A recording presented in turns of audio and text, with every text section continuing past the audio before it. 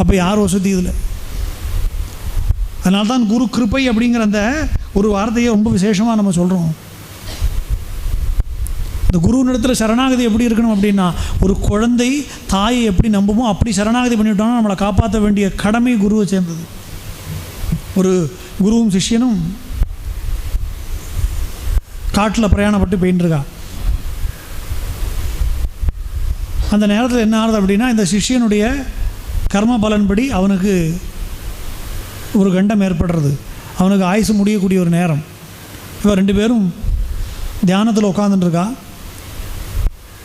தியானம் பண்ணிட்டு இருக்கிற நேரத்தில் குருவுக்கு இது தெரிஞ்சு போய்டுறது. சிஷ்யனுடைய கர்மா இப்படி இருக்குதுன்னு தெரிஞ்சுட்டு அவர் கண்ணை முழிச்சு பார்க்குறாரு. பார்த்தா ஒரு பாம்பு வந்து இங்கே நிற்கிறது. இவர் கேட்குறாரு, நீ எதுக்கு வந்திருக்க? இல்லை, இவனுடைய பிராணன் எடுத்துன்னு போகிறதுக்காக நான் வந்திருக்கேன். உனக்கு எப்படி பிரம்மா அவனுக்கு உத்தரவு கொடுத்து அனுப்பியிருக்காரு?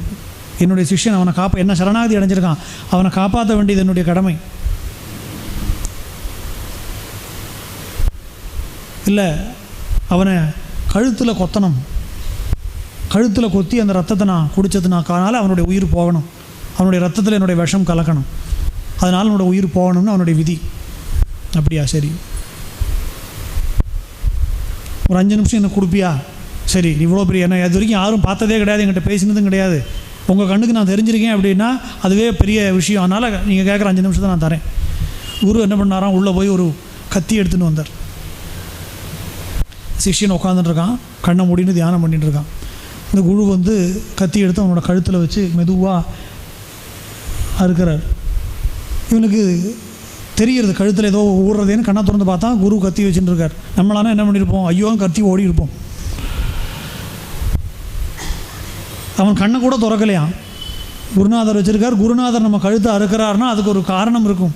காரணம் இல்லாமல் அவர் பண்ண மாட்டார் அப்படின்னு சொல்லி பேசாமல் உட்காந்துருக்காராம். அவர் இவனுக்கு எந்த அளவுக்கு பண்ணினா பாதிப்பு இருக்காதோ அந்த அளவுக்கு லேசாக கத்தியை அறுத்து அந்த ரத்தத்தை கத்தியில் எடுத்து கீழே சொட்டுறாராம்.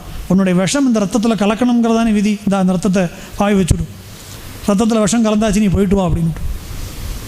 அப்படி அந்த கர்ம பலன், அவனுக்கு உயிர் போக வேண்டிய அந்த கர்ம பலன் அந்த குருநாதருடைய கிருபையினால். அப்போ அவனுக்கு எப்படி இருந்தது அந்த நம்பிக்கை, குருநாதர் கழுத்து அறுத்தா கூட நமக்கு நல்லது தான் பண்ணுவார், நம்ம நம்பினா அவனுக்கு நல்லது நடந்தது. நம்ம சம்சயத்தோடையே உட்காந்துருந்தோன்னா நமக்கு நல்லது நடக்காது. பல நேரங்களில் நமக்கு பிரச்சனை அதுதான், நம்முடைய சம்சயம் தீர்றதே இல்லை. விசுவாசம் எப்படி இருக்கணும், பரிபூர்ணமாக இருக்கணும். குருவாயூரில் வில்வமங்கலம் சுவாமிகள்னு ஒருத்தர் இருந்தார். நான் முதல்ல சொன்னது மாதிரி அவருக்கு என்ன நாமதேவருக்கு எப்படி அனுகிரகமோ அதுபோல் அவனுக்கு கிருஷ்ணனை நேராக பார்த்து பேசுவார். இவர் பூஜை பண்ணார்னா கிருஷ்ணன் வந்து எதிரில் உட்காந்துட்டு இவருக்கு கொடுக்குற நைவேத்தியத்தை அப்படியே வாங்கி சாப்பிடுவணும். அப்படி நித்தியமாக கிருஷ்ணனை பார்த்து பேசக்கூடியவர். இப்போது பல பக்தாலும் அவர்கிட்ட வருவா, பேசுவா. ஒருத்தனுக்கு வந்து சொல்ல முடியாத வயத்த வலி, தாழ முடியாத வயத்த வலி. இந்த வயத்த வலி, தலைவலி இதெல்லாம் வந்தால் ஒரு கஷ்டம் என்ன அப்படின்னா, இந்த வயத்த வலி வந்துருத்தோம் அப்படின்னா உலகத்துலேயே இதுதான் கொடுமையான வியாதி மாதிரி இருக்கும். வேறு எது வந்தாலும் சமாளித்து முன்னாடி சொல்லுவோம், எது வந்தாலும் சமாளித்து சொல்லுவோம் போல் இருக்கு. இந்த வயத்த வலி தாங்க முடியல. தலைவலி வந்தால் சொல்லுவோம், ஐயோ தலைவலி தாங்கவே முடியல, வேறு எது வந்தாலும் பரவாயில்ல போல் இருக்குது. அதாவது வலிக்கும் போது அப்படி இருக்கும். இவனுக்கு சொல்லவே முடியாத வயத்த வலி. என்ன மருந்து, மணி, மந்திர, ஔஷதம் எல்லாம் பார்த்தாச்சு, சரியாக போகலை. யாரோ சொன்னால் வில்வமங்கல சுவாமிகள் இருக்கார், அவர் கிருஷ்ணனை நேராக பார்த்து பேசுவார். நீ அவர்கிட்ட போ, அவர்கிட்ட போனால் உனக்கு ஏதாவது ஒரு பதில் கிடைக்கும். வேறு ஒன்று நீ வைத்தியம் பண்ணி பார்த்துட்ட, என்னெல்லாமோ பண்ணி பார்த்துட்ட, எதுவும் பரிகாரமும் பண்ணியாச்சும் ஒன்றும் சரியாகலை. அவன் நேராக அவர்கிட்ட வந்து, நீங்கள் பகவானை தரிசனம் பண்ண வேளாமே, எனக்கு தாழ முடியாத வயத்த வலியாக இருக்குது, நீங்கள் அடுத்த முறை பகவானை தரிசனம் பண்ணும்போது இந்த வயத்த வலி எனக்கு எப்போ சரியாகுன்னு மட்டும் கேட்டு சொல்லுங்க. சரிப்பா, நாளைக்கு வா, நான் சொல்கிறேன். அன்றைக்கி ராத்திரி கிருஷ்ணன் வரான். இவர் கேட்குறார், பயங்கர கஷ்டப்படுறான், வயத்த வலி எப்போ சரியாகும்னு கேட்டான். அது கர்ம வியாதி, இன்னும் 3 ஜென்மம் ஆகும் உனக்கு வயத்த வலி சரியாக போகிறதுக்கு சொல்லிவிடும். மறுநாள் காத்தால் இவருக்கு கிருஷ்ணன் சொன்னதை சொல்லிட்டார். இவனுக்கு 3 ஜென்மம் ஆகுமாப்பா. இவரு ஐயோ இது ஒரு ஜென்மாவே தாங்க முடியல, 3 ஜென்மம் இந்த வயத்த வலி வச்சுன்னு நான் கஷ்டப்படுறேன், இப்படி நான் வாழறதை விட நான் செத்தே போயிடுறேன் அப்படின்னு சொல்லி அங்கே இருக்கக்கூடிய ஆத்தங்கரையில் போய் விழுந்து சாகலாங்கிற முடிவுக்கு போயிடுறான். இவன் அங்கே ஆத்தங்கரையில் விழப்போகிற நேரத்தில் அதே ஊரில் இருந்த குரூரம்மான்னு சொல்லக்கூடிய ஒரு நம்பூதிரி ஸ்ரீ, குரூருங்கிற ஊரில் இருந்த அந்த அம்மா, அதனால் அவளுக்கு குரூரம்மான்னு பேர். அவளும் குருவாயூரப்பனுடைய பக்தை. அவள் பார்க்குறா, வயசான பாட்டி, இவன் தண்ணியில் விழுந்து சாக போகிறான்னு சொல்லி உடனே அவனை பிடிச்சி காப்பாற்றி கூட்டின்னு வந்து அவனெல்லாம் சரி பண்ணி விட்டு, ஏன்பா இப்படி பண்ணுறா, அப்புறம் ஆத்மஹத்தி வந்து மகா பாபம், இப்படிலாம் பண்ணக்கூடாது. இல்லை, எனக்கு பயங்கரமான வயத்த வலி, அது எப்போ சரியாக போகும்னு எனக்கு தெரியல, அது இந்த கஷ்டம் தாங்க முடியாதனால நான் தற்கொலை பண்ணிக்கிற முடிவுக்கு வந்துட்டேன். இன்னும் கவலைப்படாத, நான் கிருஷ்ணன்கிட்ட பிரார்த்தனை பண்ணிக்கிறேன், கிருஷ்ணனுடைய அனுகிரகத்தினால உன்னோட வயத்த வலி சரியாக போயிடும்னு சொன்னான். சரியாக போயிடுது. அடுத்த நிமிஷம் சரியாக போயிடுது.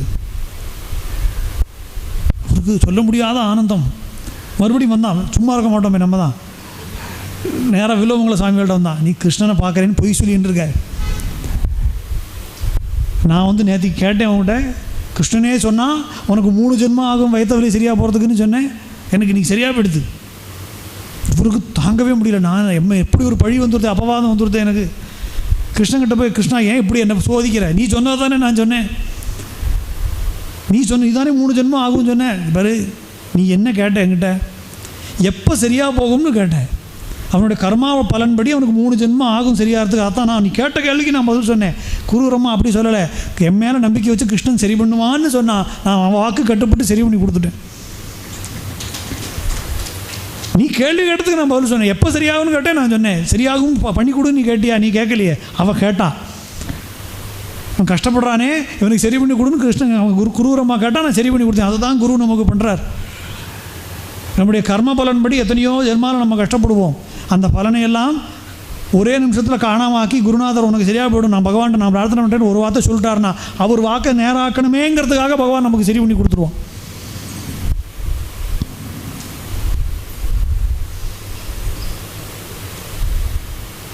சேஷாதிரி சுவாமிகள் திருவண்ணாமலையில் சொல்லுவார், நான் காயத்தை தடுக்க மாட்டேன், ஆனால் கட்டு போடுறதுக்கு வந்துடுறேன் அப்படின்பார்.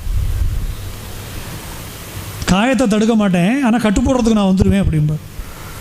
ஏன்னா நம்ம காயம் படணுங்கிறது கர்ம வினை, ஆனால் அதை சரி பண்ணுறதுக்கு குருநாதர் நான் இருக்கேன் அப்படிங்கிறத அவர் காட்டுறார். நம்ம வேடிக்கையாக நான் சொல்லுவேன் என்ன அப்படின்னா, நம்முடைய ஒரு ஆப்ரேஷன் நடக்கிறது, இந்த குரு கிருப்பை எப்படி ஒருத்தனுக்கு அனுகிரகம் பண்ணும் அப்படிங்கிறதுக்கு இருக்கு இல்லையா. அதுக்கு ஒரு உதாரணம் என்ன சொல்லுவோம் அப்படின்னா, ஒரு ஆப்ரேஷன் நடந்துட்டுருக்கு, நமக்கு காலில் அடிபட்டுருது. அப்போ என்ன பண்ணுறாங்கன்னா, லோக்கல் அனஸ்தீஷியான்னு ஒரு இன்ஜெக்ஷன் போடுவோம். அப்படின்னா என்ன ஆகுன்னா, உங்களுக்கு இந்த ஆப்ரேஷன் நடக்கும்போது நீங்கள் பார்க்கலாம், மயக்கமாக மாட்டேன். இப்போ காலில் உங்களுக்கு இரும்பு ராடு வைக்கிறான்னு வச்சுப்போம். காலை கட் பண்ணி ஓப்பன் பண்ணி ஆப்ரேஷன் பண்ணிட்டு இருக்கா, இரும்பு ராடு வச்சுருக்கா, நீங்களும் இன்ஜெக்ஷன் போட்டதுனால. நான் என்ன கேள்வி கேட்குறேன்னா, வலிக்குமா வலிக்காதா சொல்லுங்களேன்? வலிக்குமா வலிக்காதா? வலிக்கும், ஆனால் வலி தெரியாது. ரெண்டுக்கும் வித்தியாசம் இருக்குது. வலிக்கும், ஆனால் வலி தெரியாது ஊசி போட்டதுனால. அதுபோல் நம்முடைய கர்மா அப்படிங்கிறது ஆப்ரேஷன், குருவுடைய கிருப்பை அப்படிங்கிறது இந்த லோக்கல் அனஸ்தீசியா. அந்த வலி நம்மளை பாதிக்காதபடி அந்த குருவுடைய கிருப்பை நம்மளை காப்பாற்றி கொடுக்கும். அதனால தான் பகவானை ஆராதனை பண்ணுறதை விட குரு ஆராதனை பண்ணுறது ஏன் விசேஷம் அப்படின்னா, அந்த கிருப்பை நம்மளை காப்பாற்றிடும். அனுகிரகத்துக்கும் கிருப்பைக்கும் உள்ள வித்தியாசம் இருக்கு இல்லையா. கர்ம பலனுக்கு உட்பட்டு பண்ணக்கூடியது அனுகிரகம், கர்ம பலனையும் மீறி பண்ணக்கூடியது கிருப்பை. அந்த கிருப்பாவதாரம் தான் குருநாதர். அதனால தான் ஹரிவராசனம் சொல்லும்போது கூட பகவான் என்ன சொல்லுவோம், குரு கிருப்பாகரம்ங்கிறான். நீ குருவை போல பகவானை போல எனக்கு அனுகிரகம் பண்ணிடாத, பகவானை போல அனுகிரகம் பண்ணால் நீ கர்ம பலனுக்கு உட்பட்டு தான் பண்ணுவேன், குருவை போல கிருப்பை பண்ணுங்கிறான். அந்த குரு கிருப்பை தான் நம்மளை இந்த கஷ்டங்கள்லேருந்து தாண்டி வரக்கூடிய